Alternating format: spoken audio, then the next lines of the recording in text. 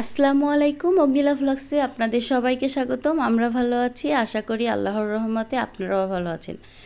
গাছে কিন্তু একটা মোচা হয়েছিল, আমার হোম মেকারকে বলেছিলাম তুমি যে মোচাটা কেটে নিয়ে আসো, আমি ভিডিও করব। তো ভিডিও করার আগেই দেখি ও মোচাটা কেটে নিয়ে ঘরে চলে এসেছে, ভিডিও করতে পারিনি।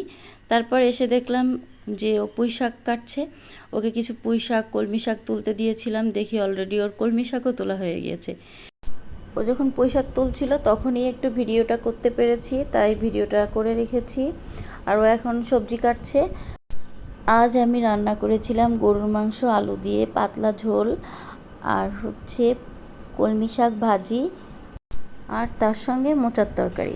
তো মোচাটা আমি ওকে দিয়ে ভালোভাবে কাটিয়ে রেখেছি, আর গরুর মাংসটা এইভাবে কষাচ্ছি। কষানো হয়ে গেলে আমি এখানে ঝোলের পানি দিয়ে ঢাকা দিব, আর আরেকটা চুলায় আমি মোচা রান্না করব। মোচা কিন্তু আমরা অনেকে খেতে ভালোবাসি, অনেকে খেতে ভালোবাসি না, কিন্তু আমার ভালোই লাগে। আমাদের শরীরে যাদের আয়রনের ঘাটতি আছে তারা কিন্তু মোচা খেলে অনেকটা আয়রনের ঘাটতি পূরণ হয়ে যাবে। অন্য অন্য দিন আমি মোচা কুচিয়ে রান্না করি ভাজির মতো, কিন্তু আজ আমি মোচাটা সিদ্ধ করে ব্লেন্ডারে ব্লেন্ড করে নিয়েছি, আর এর সঙ্গে সামান্য একটু নারিকেলও ব্লেন্ড করে নিয়েছি, আর সাথে চিংড়ি মাছও ব্লেন্ড করে নিয়েছি। মানে আমি আজকে চাচ্ছি মোচাটা এভাবে রান্না করতে, তাই এভাবে রান্না করে দেখলাম কেমন লাগে। তো আমার কাছে কিন্তু মোচাটা খেতে খুবই ভালো লেগেছে। দেখতেই পাচ্ছেন আমার মোচার কালারটা কত সুন্দর এসেছে। আজ কিন্তু আপনাদের সঙ্গে একটা নতুন রেসিপি শেয়ার করব। রেসিপিটি কিন্তু কোনো খাওয়ার রেসিপি না। রেসিপিটা কি জানেন? রেসিপিটা হচ্ছে চুলের একটা জড়িবুটি দিয়ে একটা তেল বানানো। এই তেলটা ইউজ করার পর থেকে আমার কিন্তু চুল পড়া একদম কমে গিয়েছে। এজন্য আপনাদের সঙ্গে আমি শেয়ার করলাম, যদি আপনাদের কারো উপকারে আসে এজন্য। তো প্রথমে আমি এখানে দেখাচ্ছি যে আমি এখানে পেঁয়াজ কুচি নিয়েছি, তারপরে এখানে নিয়েছি আমি মেথি, কালো জিরা ও আমলকি একসঙ্গে আমি এটা সামান্য একটু পানি দিয়ে ব্লেন্ডারে ব্লেন্ড করে নিয়েছি। আর যত ধরনের জড়িবুটি নিয়েছি সব তো আমার বাসায়ই আছে। আর এখানে নিয়েছি নারিকেলের তেল, সরিষার তেল, আর এখানে নিয়েছি ইক্যাপ। এখানে কিন্তু সবুজ ইক্যাপ ইউজ করবেন আপনারা। আর এখানে নিয়েছি তেজপাতা। আর যেসব জড়িবুটি নিয়েছি আপনাদের সঙ্গে শেয়ার করছি, পেয়ারা পাতা, দূর্বা ঘাস, আর এটা দেখতে পাচ্ছেন এটা হচ্ছে কাঁচা তেজপাতা। শুকনা তেজপাতাও নিয়েছি, কাঁচা তেজপাতাও নিয়েছি। কাঁচা তেজপাতার নির্যাসটা খুব ভালো তেলের সঙ্গে মিশে যাবে এই জন্য।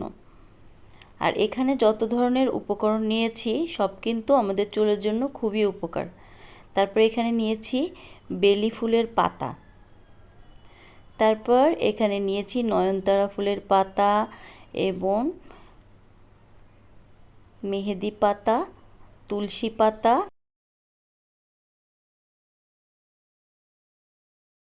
নয়নতারা ফুল ও নয়নতারা ফুলের পাতা দেখতে পাচ্ছেন, এটাও কিন্তু চুলের জন্য অনেক উপকারী। তারপর এখানে নিয়েছি খুদকুষ্টের পাতা। এটা কিন্তু এক ধরনের শাকের মতো দেখতে। এই সব কিছু আমি ভালোভাবে ধুয়ে নিয়েছি। আর এখানে নিয়েছি থানকুনি পাতা। থানকুনি পাতাটাও কিন্তু চুলের জন্য খুবই উপকার। আর এই যে দেখতে পাচ্ছেন নিম পাতা। এখানে যত ধরনের উপকরণ আছে সব গাছ কিন্তু আমার বাসার ভিতর আছে, এজন্য আমার এইগুলো কালেকশন করতে একদম সহজ হয়ে গিয়েছে। আর হাতের কাছে সব কিছু একসঙ্গে পেয়ে গিয়েছি, এজন্য ভাবলাম তেলগুলো বানিয়ে নিই। অ্যালোভেরা দেখতে পাচ্ছেন, আপনারা তো এর আগেও দেখেছেন আমি অনেকগুলো অ্যালোভেরার চাষ করেছি। সেই অ্যালোভেরাগুলো এভাবে কিউব করে কেটে নিয়েছি। তারপর এখানে একটা পাতিল নিয়েছি। আমি তেলটা যেভাবে বানাচ্ছি আপনারা যদি সেভাবে বানিয়ে রাখেন, পুরো 2 থেকে 3 মাস আপনারা তেলটা ইউজ করতে পারবেন। চলুন তাহলে দেখাই কিভাবে বানাচ্ছি। সব কিছু পাতা আর ফুল আমি এভাবে ছিঁড়ে ছিঁড়ে নিয়েছি টুকরো টুকরো করে। আমি কিন্তু এখানে জবা ফুলের পাতা নিয়েছি, আপনাদের একবার বলেছি, আপনারা পাতাটাও নেবেন। তারপরে পেঁয়াজ কুচি দিয়ে দিলাম এবং আমলকি, মেথি, কালো জিরা পেস্টটা দিয়ে দিলাম। আর তার সঙ্গে আমি এখানে অ্যালোভেরা যে কেটে রেখেছিলাম পাতাটা ওটা দিয়ে দিলাম। আমাকে হেল্প করছে অগ্নিলা। যেহেতু এটার ভিতর কোনো ঝাল নাই, এজন্য অগ্নিলাকে দিয়ে মাখাচ্ছি। তারপর আমি ঢেলে দিলাম এখানে সরিষার তেল। আমি কিন্তু এখানে দুই ধরনের তেল ইউজ করেছি, সরিষার তেল আর নারিকেল তেল। সরিষার তেলও কিন্তু আমাদের চুলের জন্য অনেক উপকার। আর এখানে কিন্তু খাঁটি ঘানে ভাঙ্গা নারিকেল তেল ইউজ করছি। আপনারা চাইলে প্যারাশুট তেলও ইউজ করতে পারেন। আর এটা কিন্তু হাত দিয়ে মাখানোর চেষ্টা করবেন, তাহলে সব কিছু একসঙ্গে ভালোভাবে মিশে যাবে। তো আমি সব তেল দিয়ে এখন আমি চুলায় এটাকে জাল দিতে চলে এসেছি।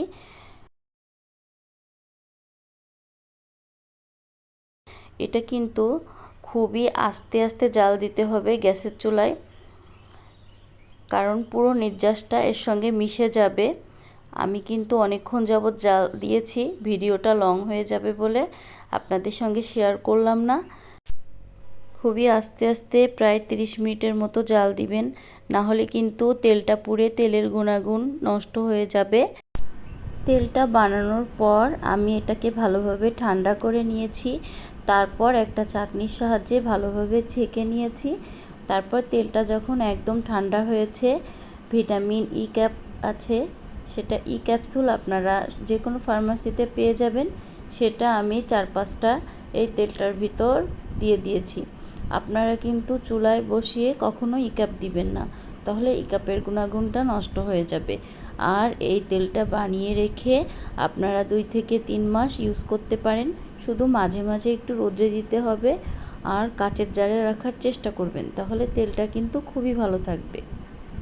তেলটা কিন্তু শুধু আমি না, সাথে আমার মেয়ে অগ্নিলাও ইউজ করছে।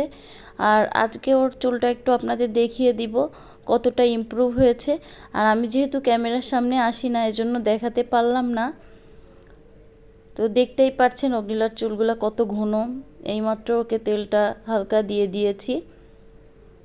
আর ওর চুল কিন্তু অনেকটা লম্বাও হয়েছে, আর চুল পড়া অনেক বন্ধ হয়ে গিয়েছে।